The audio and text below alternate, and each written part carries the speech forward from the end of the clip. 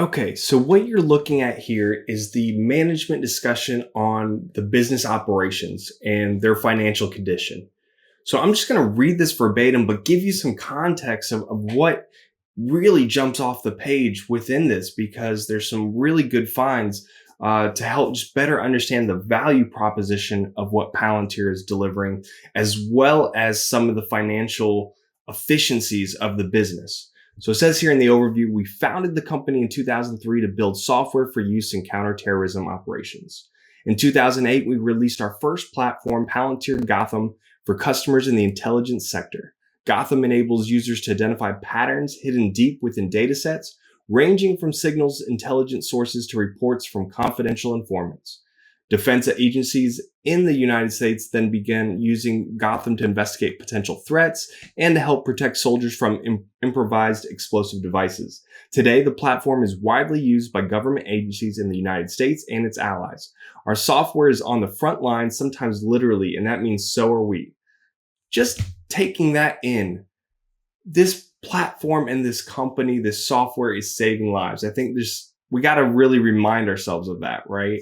And it's helping protect our civil liberties there. We later began working with leading companies across industries, including companies in the energy, transportation, financial services, and healthcare sectors. In 2016, we released our second software platform, Palantir Foundry, to address a common set of challenges that we saw at large companies. We've seen them already move to additional industries, up to 40 now, compared to what they had listed there. So just the acceleration of multiple verticals, even into now cryptocurrency. Foundry is becoming a central operating system, not only for individual institutions, but also for entire industries. That is so huge. Entire industries, not just companies, right? In 2017, for example, our partnership with Airbus expanded into a platform for the aviation industry, and today connects data from more than 100 airlines and 9,000 aircrafts around the world. Wow. We believe that every large institution faces challenges that our platforms were designed to address. Our focus in the near term is to build partnerships with institutions that have the leadership necessary to effect structural change within the organizations, to reconstitute their operations around data. Over the long term, we believe that every large institution in the markets we serve is a potential partner. Let me repeat that. Over the long term, we believe that every large institution in the markets we serve is a potential partner. So with Foundry for Builders, it's allowing customers to build on top of it new products, new innovation. And we just saw that earlier with Catalyst, with their construction product that they're building on Foundry. We saw that with Skywise, with Airbus. We're seeing that with Wejo and what they're building with autonomous vehicle data. So it's really enabling innovation at a faster rate. Now onto their business. We have generated a total of $3.4 billion in revenue from 2008 through 2019. Our revenue for 2019 was $742.6 million, which represented a growth rate of 25% over 2018. Our growth this year has accelerated. In H1 2020, a period of significant geopolitical instability and economic contraction, we generated $481.2 million in revenue, reflecting a 49% growth rate from H1 2019, when we generated $322.7 million in revenue. So in H1 2020, we had 125 customers, including leading companies in various sectors as well as government agencies around the world. Look at that climb. Just look at that steep climb in revenue and customer base. We define a customer as an organization from which we recognize revenue in a reporting period. For large government agencies where a single institution has multiple divisions, units, and subsidiary agencies, each such division, unit, or subsidiary agency that enters into a separate contract with us and is invoiced as a separate entity is treated as a separate customer. So that makes sense, right? Even though you do have a lot of agencies in the federal government, if they're doing different use cases, different needs, different growth that's going to happen within those different sectors, they should be treated as different customers. For example, while the U.S. Food and Drug Administration, Centers for Disease Control, and National Institutes of Health are subsidiary agencies of the U.S. Department of Health and Human Services, We treat each of those agencies as a separate customer, given that the governing structures and procurement processes of each agency are independent. Totally makes sense. I think I just said that. Our average revenue per customer in 2019 was $5.6 million. Let that sink in. What businesses do you know that their average customer is 5.6 million? That figure has increased at a compound annual rate of 30% since 2009. That's a long track record. That's over 10 years right there from 2009 past the 2020 of a 30% compounded annual growth rate of the average revenue per sale. As we have extended the capabilities of our platform, expanded existing customer relationships, and acquired new customers, we've built lasting and significant customer relationships with some of the world's leading government institutions and companies. Our top 20 customers, based on our revenue in 2019, generated $495.2 million in revenue, or 67% of our total revenue in that period. From those top 20 customers, we generated an average revenue per customer of $24.8 million during 2019. Our average revenue per customer for our top 20 customers grew 36% to $15 million per customer in H1 2020, and from $11 million per customer in H1 2019. So the average revenue of their top 20 customers is continuing to grow, and this is only just a half, so we would see that continue to grow up there. And this is from their S1, so we could actually probably graph that out. So we move forward here. Expansion and growth. We expanded into the commercial sector in the recent years. In 2019, 53% of our revenue came from commercial customers and 47% came from government agencies. So right there, people always get hung up about the government agency part of the business, but right from there, we see in the S1 that 53% was from commercial customers. Large organizations in the commercial and government sectors face similar challenges when it comes to managing data, and we intend to expand our reach in both markets moving forward. We also have expanded significantly outside the United States. In 2019, we generated 40% of our revenue from customers in the United States and the remaining 60% from customers abroad. So this is a global company, as many should know, but it is the Western allies of the US that they partner with. Now on to the operating results. Our operating results have improved significantly in recent years. In H1 2020, we incurred a net loss of $164.7 million, or net income of $17.2 million when excluding stock-based compensation. In H1 2019, our net loss was $280.5 million, or $167.6 million when excluding stock-based compensation. Our net loss in 2019 was $579.6 million, or $337 million when excluding stock-based compensation. Most recently in Q2 2020, we incurred a net loss of $110.5 million, or net income of $17.4 million when excluding stock-based compensation. Now, on to contribution margin. This was the meat of what I wanted to share today. Contribution margin, a measure of our efficiency in selling and delivering our software to customers, has improved as well. Our contribution margin in 2019 was 21%. In H1 2020, our contribution margin was 48%, rising from 17% in H1 2019. Most recently in Q2 2020, our contribution margin was 55%. We define contribution margin as revenue less our cost of revenue in sales and marketing expenses, excluding stock-based compensation, divided by the revenue. So it's the efficiency of their software, their product revenues, minus the sales and marketing expenses. So are we growing our revenues and our margins as we hold on to customers longer and as we gain new customers? And so you can see here through the trend line, it's continuously going up. This is huge as far as the efficiency, and they hold themselves accountable to being operationally efficient, which is important for a software-based company with high growth, because you want to eventually, they are mindful of this. They know when they're ready to turn that profit dial on, right? With the SBC eventually decreasing. So they are mindful of their margins. So it says here, the improvements in our operating results have principally been driven by a significant decrease in the time and number of software engineers required to install, deploy, and manage our software platforms.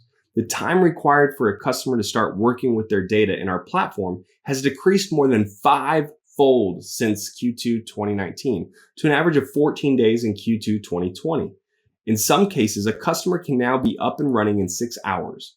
Integration with existing systems has also become faster. We have developed data integration connections for enterprise resource planning, or ERP systems, used by many large organizations to manage their data, enabling customers to map their data into a generalized framework for modeling the real world and start building applications in as few as 4 days in Q2 2020, down from as many as 45 days in Q2 2019. That is just mind-boggling. To go from what would be 45 days down to 4 days within a year, and how fast they stand these customers up, and then to get them from start to production growing fivefold is just huge improvements. And of course, I think Apollo played a big role in that with the Edge AI updates. It actually talks about here, we have also invested heavily in developing the infrastructure used to deliver software updates to our customers, which has increased the number of our upgrades our engineers can manage across installations for an average of 20,000 per week in Q2 2019 to more than 41,000 per week in Q2 2020. Our investments in the development of our software platforms will continue, and we expect that such investments will continue to reduce the time and resources required to install and manage those platforms. So they understand the concept of time to value in setting customers up and seeing that immediate ROI as fast as possible. And we have recently expanded our direct sales force, which has helped drive revenue growth and increase the efficiency of our sales operations. In late 2018, we began hiring direct sales personnel whose principal responsibilities involve selling our software to specific customers and in specific geographies. So they understand that different verticals, different geographies need different salespeople with different mindsets, and to make sure that they're very, very specific to the problems they're solving. They're not trying to get a square in a round hole. They are definitely trying to match the industry problems the customers need to solve. Our investment in this new approach began generating results in late 2019, and we expect to continue to expand our direct sales force. Then we move on to the business model here. Our customers pay us to use the software platforms we've built. Our pricing is based primarily on the value that we anticipate our software platforms will produce for our customers. Our customer contracts are generally multi-year agreements. That's one of my favorite parts about this business. As of June 30, 2020, we expected to generate revenue under our existing customer contracts for an additional 3.5 years on average, including existing contractual obligations and assuming that our customers exercise all the contractual options available to them. Although this may change as we enter new contracts or if customers terminate for convenience. We calculate this duration on a dollar-weighted basis to account for small deals, the timing of customer billing and payment. So they're very mindful of the nature of their business and accounting, which is really important. And then we look here into the acquire, expand, and scale phases. This is the heart of their business model. So it says our business model will respect to acquiring and growing our accounts in these three phases: acquire, expand, and scale. We categorize all customers into cohorts on December 31st each year. Our decisions about which customer relationships require further investment may change over time based on our assessment of the potential long-term value that our software can generate for them. As a result, customers may move back and forth between phases as relationship needs and our assessment of the merits of further investment change.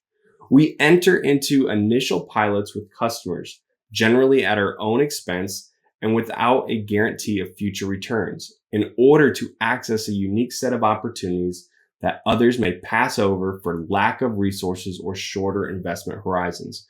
This is probably one of my favorite parts about this company. They don't operate in short sales motions.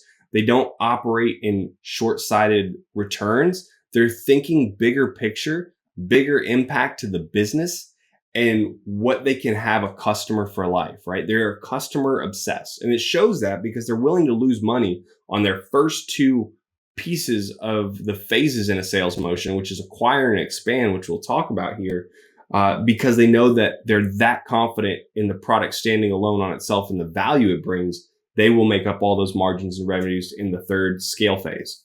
Some customers may have a rapid acquire phase followed by a long expand phase.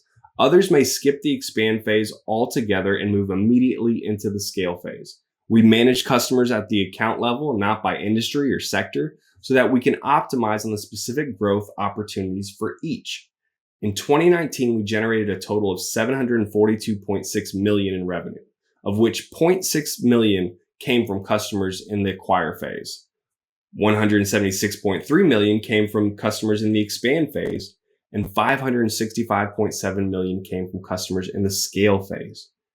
So we see a progression here. We see the lack of impact in the initial two phases. In H1 2020, those same customers from 2019 generated a total of $475.6 million in revenue. New customers acquired during H1 2020 generated an additional $5.6 million in revenue and will be assigned a cohort as of December 31st, 2020. A more detailed discussion of the three phases for purposes of illustration and how we manage accounts across the business follows below. So you can see here what was $0.6 million in 2019, that same three, two, one. You see here in 2019, $0.6 million for the first additional customers added in the acquire phase. In the acquire phase in 2020, those customers were $5.6 million. So you see a growth in the phases, as well as the customers from 2019 growing in their spending and spending more significantly quickly. That's not normal in a software business. Normally, you'll pay annually a set amount of money. You'll pay for perpetual licenses or a recurring revenue for SaaS. But to grow incrementally with usage, that's more of a consumption-based sales model. Because they're getting value, they're paying more money and they're seeing that. So that really leads to a lot of confidence in the product.